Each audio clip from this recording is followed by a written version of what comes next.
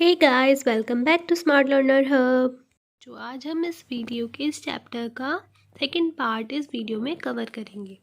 Water cycle, इसका नाम तो आपने कभी सुना ही होगा।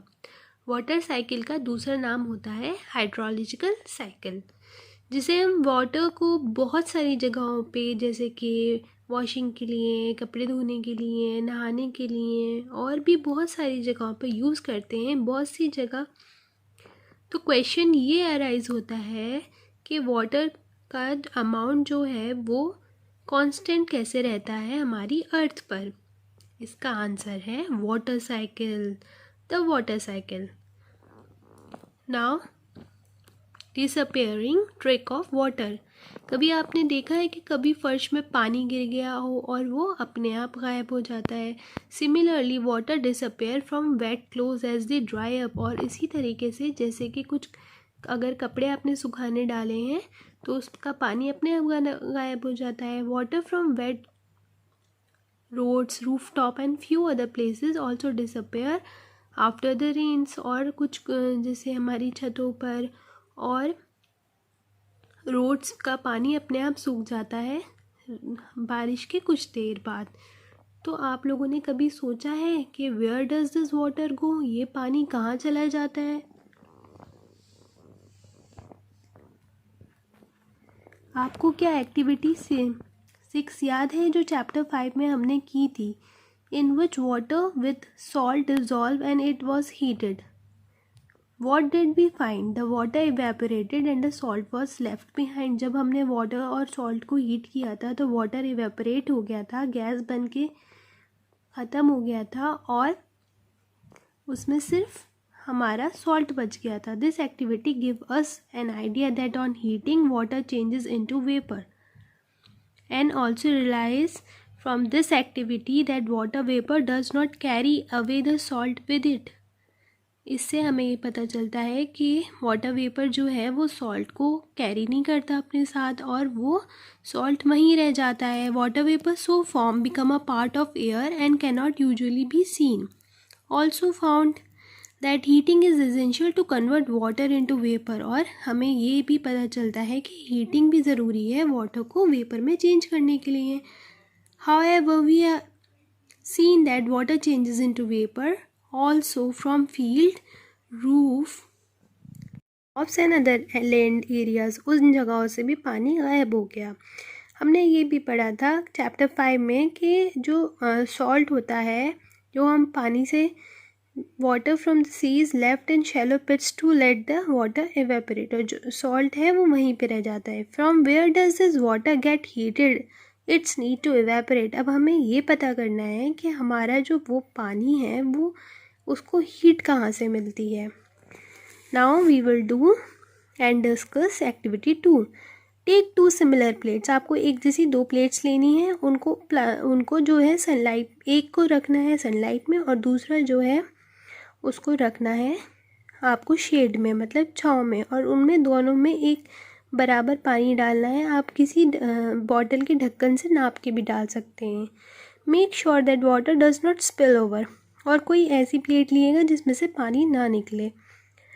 Observe the 2 plate after 15 minute. और 15 मिनट के बाद आपको उन प्लेट्स को ऑब्जर्व करना है। Does the water seems to disappear, from which plate does it disappear first. तो क्या पानी ख़त्म हुआ किसी प्लेट से और किस प्लेट से ये सबसे पहले ख़त्म हुआ, ये आप लोग बताएंगे। What is the source of heat for this evaporation. क्या आपने नोटिस किया कि इस एवेपोरेशन से जो पानी ख़त्म हुआ है वो उसका सोर्स क्या है, वो किस चीज़ के ज़रिए ख़त्म हुआ है। During the day time sunlight falls on water in oceans, river, lake and ponds. This field and other land are also receive sunlight. दिन के समय पे सनलाइट जो है, हमारी सूरज की रोशनी हमारे ओशंस पे, रिवर पे, लेक पर पड़ती है और जो हमारी फील्ड्स होते हैं, जो हमारे खेत खलिहान होते हैं, उन पर भी पड़ती है।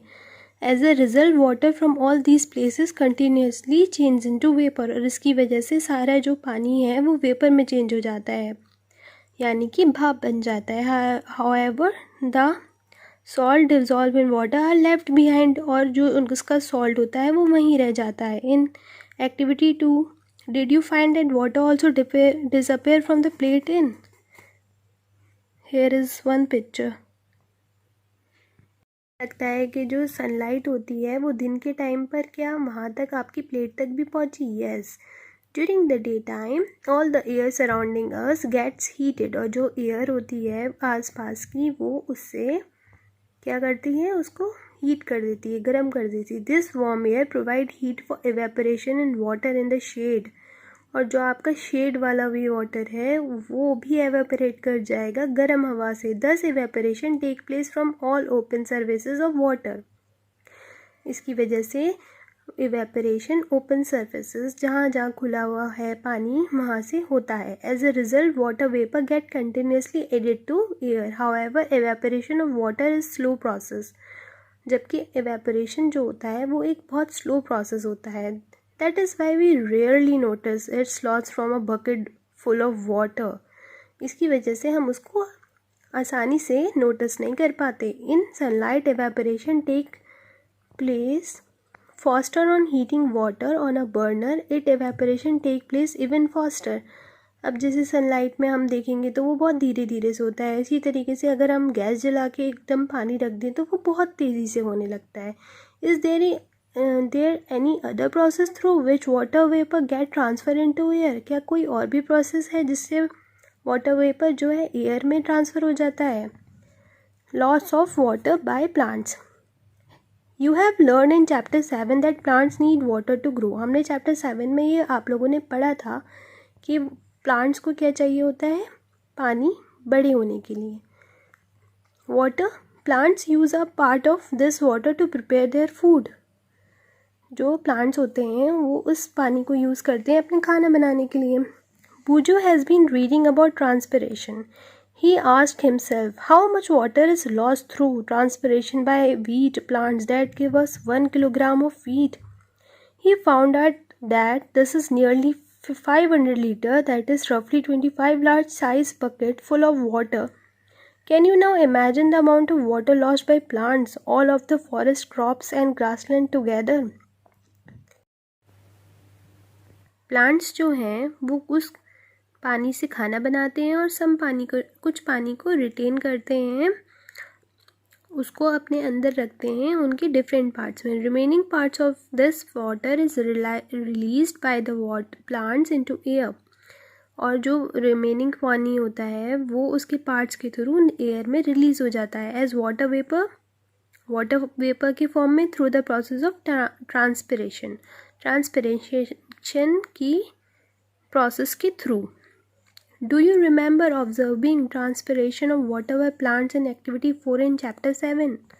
आपने चैप्टर 7 में जो एक्टिविटी 4 की थी उसमें हमने देखा था कि कैसे ट्रांसपिरेशन होता है. Water vapour enter the air through the process of evaporation and transpiration.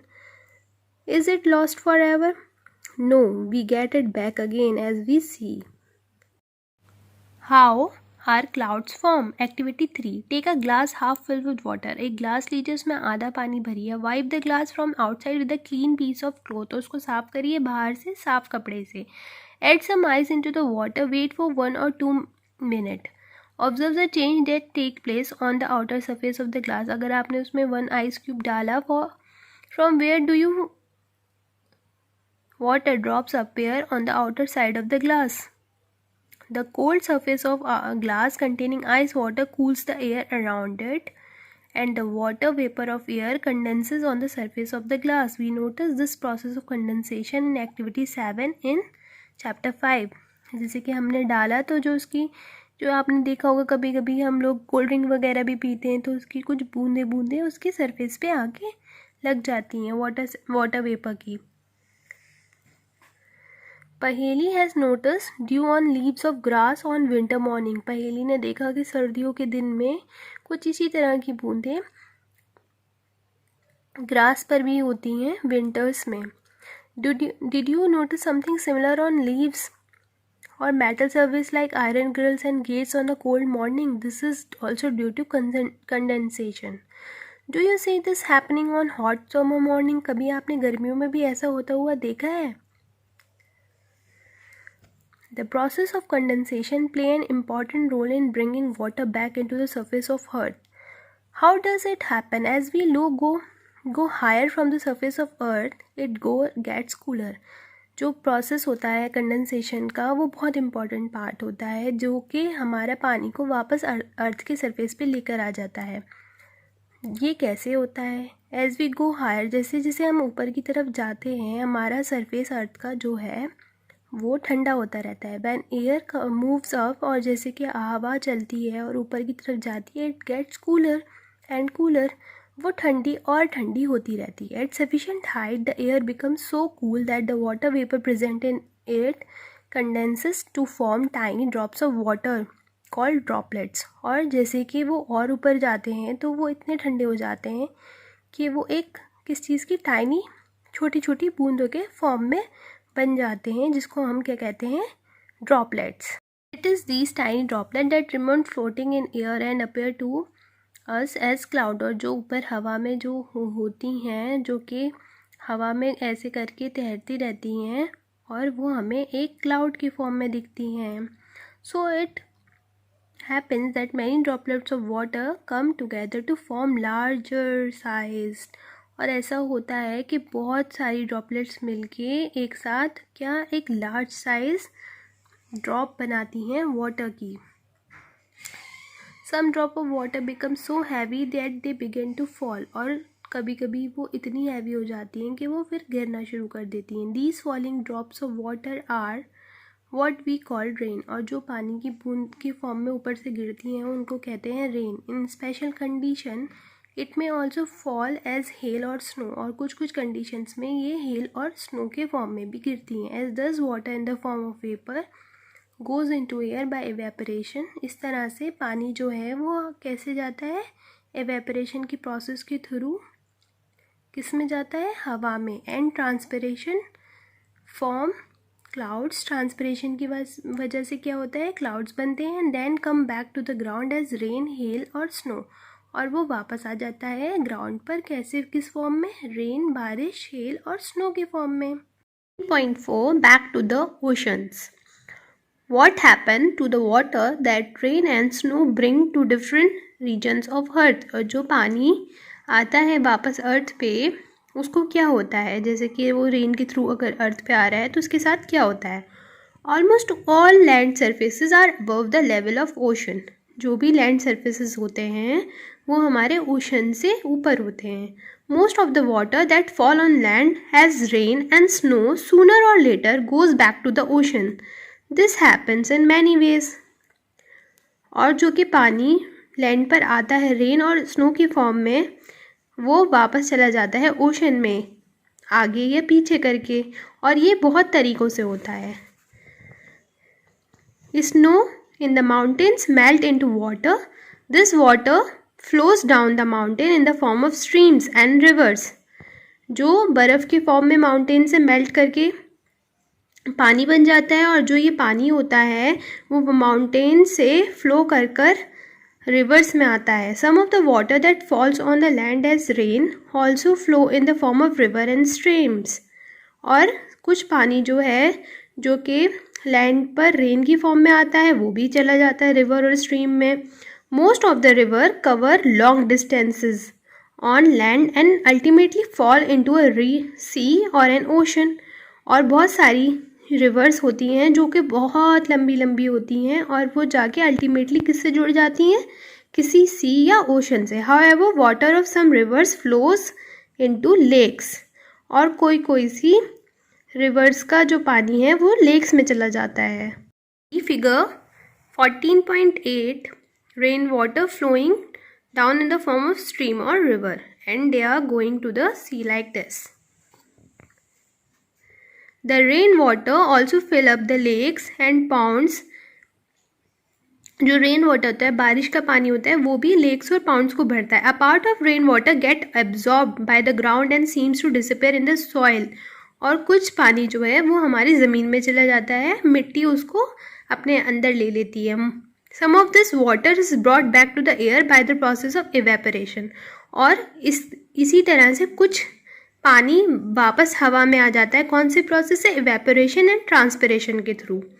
The rest seeps into ground. Most of this water become available to us as ground water. और जो कि बचा हुआ पानी होता है वो हमें ग्राउंड वाटर के फॉर्म में मिलता है। Open wells are fed by ground water, और जो कि ओपन वेल्स होते हैं, कुएँ वगैरह होते हैं, वो उनको पानी मिलता है ग्राउंड वाटर से। Ground water is a source for many lakes as well, और ग्राउंड वाटर जो होता है वो बहुत सारी लेक्स का भी पानी लेने का एक ज़रिया होता है। It is also this ground water which is drawn by a hand pump और अ ट्यूबवेल। और ग्राउंड वाटर को हम, आपने देखा होगा गाँव में कहीं पर विलेजेस में ट्यूबवेल वगैरह लगे होते हैं, हैंडपम्प्स भी होते हैं, जिससे हम ग्राउंड वाटर को निकालते हैं। द मोस्ट हैंड पम्प और tubewell that we use in an area, the deeper we need to dig to find this ground water.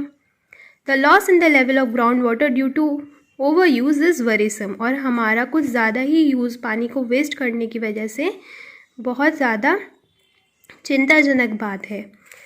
Pahili wants to share a concern with you. In those areas where the land has little or no vegetation, the rainwater flows away quickly.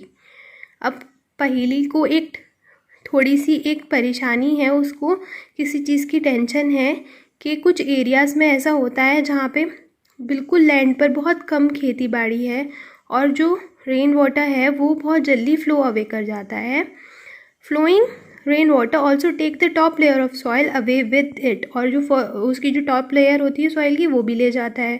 There are few area way most of the land is covered with concrete, और कुछ ऐसे area भी होते हैं जो कि concrete cement से बने होते हैं। This reduce the seepage of rain water into the ground, और उसकी वजह से पानी अंदर तक नहीं जा सकता है, which ultimately affect the availability of ground water. उसकी वजह से क्या होता है, ग्राउंड वाटर की अवेलेबिलिटी, उसकी मिलने की ग्राउंड में वो कम हो जाती है। जैसे कि हम लोगों को पता है जो पानी है रेन के थ्रू आता है या स्नो के फॉर्म में, वो ओशंस में चला जाता है। Thus water from ocean and surface of the earth goes into air as vapour, और जो पानी होता है ओशन और अर्थ की सरफेस पे एयर में चला जाता है, किसकी फॉर्म में, वेपर की फॉर्म में, भाप की फॉर्म में। रिटर्न एज रेन, हेल और snow, and finally goes back to the ocean. The circulation of water in this manner is known as water cycle. और इस तरह से पानी को जो सर्कुलेशन होता है उसको हम क्या कहते हैं, वाटर साइकिल। यहाँ पे आपको एक फिगर भी दे रखी है अपनी वाटर साइकिल की, आपकी बुक में figure 14.8, figure 14.9। This circulation of water between ocean and land is a continuous process. This maintain the supply of water on land. और ये एक साइकिल के फॉर्म में होता है, आता है, फिर ग्राउंड पर आता है, फिर बारिश होती है, फिर फर्स्ट एवेपोरेट होता है, फिर बादल बनते हैं और वो वापस आ जाता है। अब एक क्वेश्चन आया है 14.5, What if it rain heavily? क्या होगा अगर बारिश बहुत तेज़ होगी? The time, duration and the amount of rainfall varies from place to place. और जब बहुत तेज़ बारिश होती है, टाइम ड्यूरेशन उसका कभी ज़्यादा हो जाता है और अलग अलग जगहों पे अलग अलग हिसाब से होती है। In some part of the world it rain throughout the year, where there are some places where it rain only for few days. कहीं कहीं पर ऐसा होता है कि पूरे साल बारिश होती है, और कहीं पर ऐसा होता है कि सिर्फ कुछ दिनों के लिए बारिश होती है। Here is a scene after heavy rain. In our country, most of the rainfall occur during monsoon season. हमारी कंट्री में मानसून सीज़न पे रेनफॉल सबसे ज़्यादा होता है, और रेन जो है एक relief specially hot summer days में लेकर आती है। The sowing of many crop depend on the arrival of monsoon, however excess of rainfall may lead to many problems.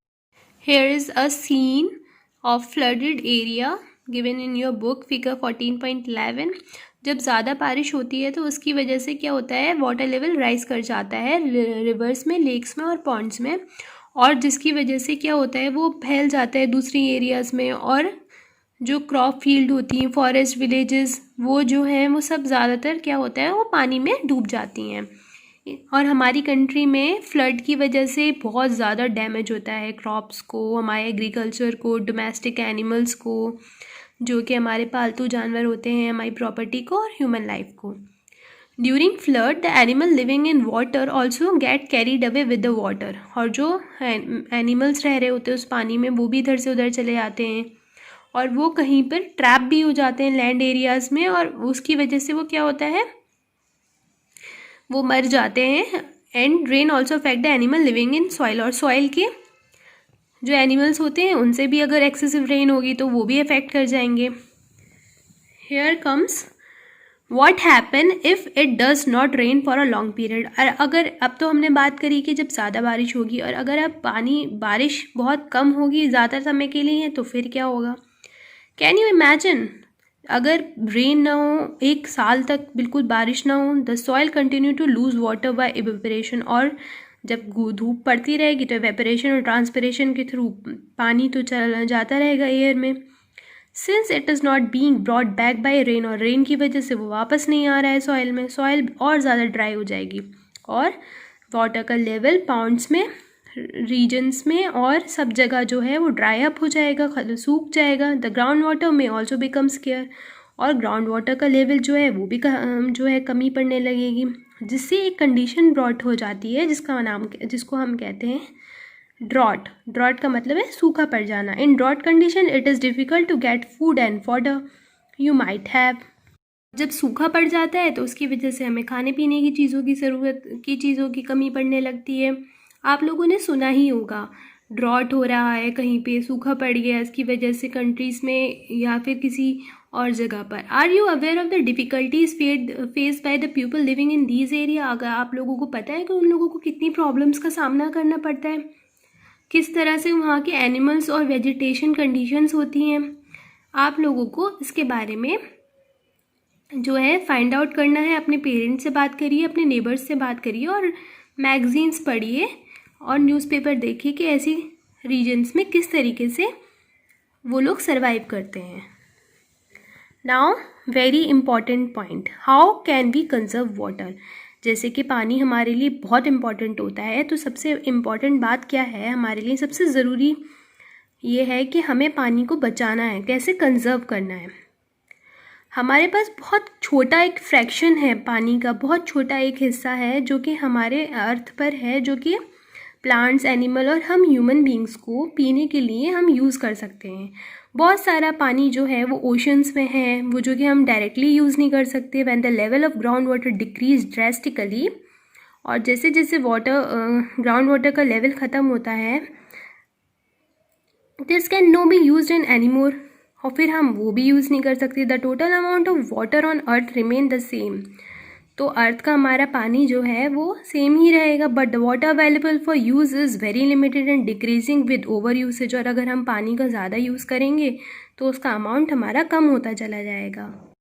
पानी की जो डिमांड है वो दिन ब दिन बढ़ती जा रही है, और जो लोग यूज़ करने वाले हैं वो भी पॉपुलेशन हमारी बढ़ती जा रही है।